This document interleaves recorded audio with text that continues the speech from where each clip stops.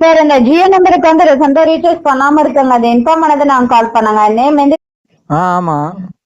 Phone number வந்து 96 இருங்க sir. இந்த நம்பருக்கு வந்து இன்னைக்கு இல்ல நாளை ஈவினிங்குள்ள கொஞ்சம் ரீசார்ஜ் பண்ணிக்கிறீங்களா? ரீசார்ஜ் முடிஞ்சு ஒரு 10 டேஸ் பக்கம் ஆக போகுதுங்க சார். ஆமாங்க. சார் கொஞ்சம் முடிஞ்சா நாளைக்குள்ள ரீசார்ஜ் பண்ணிக்கோங்க. டவர் ப்ராப்ளம் இருக்காங்க சார்.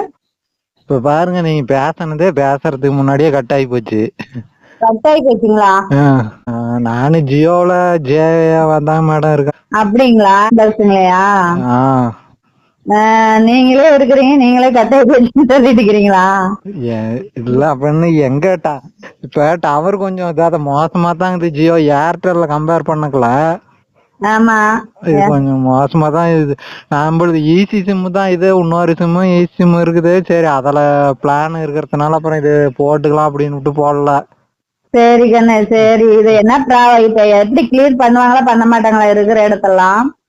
என்ன அவங்க எல்லாம் இப்ப 5G வந்ததுல இருந்து அத லான்ச் பண்றதால தான் இதா இருக்கிறாங்க. இந்த டவர் ஒன்னும் சரி பண்ற மாதிரி தெரியல. ஆமா கண்ணு, எல்லாம் அந்த பக்கமெல்லாம் ரொம்ப ப்ராப்ளம்னு சொல்லிட்டு இருக்கிறாங்க. அப்படிதான் இருக்குது. இப்ப ஜியோ வந்து இப்ப எல்லா சிம்மும் தான் நம்ம வச்சு ஈஸி பண்ணிட்டு இருக்கிறேன். ஏர்டெல் கம்பெனிக்காரங்களோட பரவாயில்ல, நம்ம எம்என்பி பண்ணாவோ இல்ல புது சிம் போடலைனாவோ ஒன்னு அவுட் கோயிங் இன்கமிங்காவது ஃப்ரீயா தராங்க. ஆனா நாம இந்த ஜியோவுக்காகவே வேலை செய்யறோம். மாசம் 2 எம்என்பி கம்பல்சரி பண்ணா மட்டும்தான் 1 மந்த் பிளான் நமக்கு கிடைக்குது. அது வரையும் உங்களுக்கு ரீசார்ஜ் பண்றதுல இல்லன்னா நாம பேசுறதுக்கு கூட நாம தான் காசு போடணும். அப்படியா? இருக்கிறதா நம்பர் 1 ப்ராடா இவங்க தாங்கிறாங்க. ஏர்டெல் கம்பெனிக்காரனே பரவாயில்ல. அத என்ன சொல்லுங்க, எல்லாருமே இப்படிதான் திட்டுறாங்க. இல்ல, நாம கம்பெனிக்காக தான் வேலை செய்யறோம்.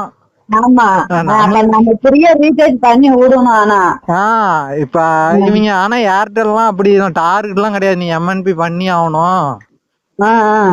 நீ ஈசி சிம் வச்சிருக்கிறியா, உனக்கு வந்து டெய்லி நெட் ஃப்ரீ பேசிக்கலாம்.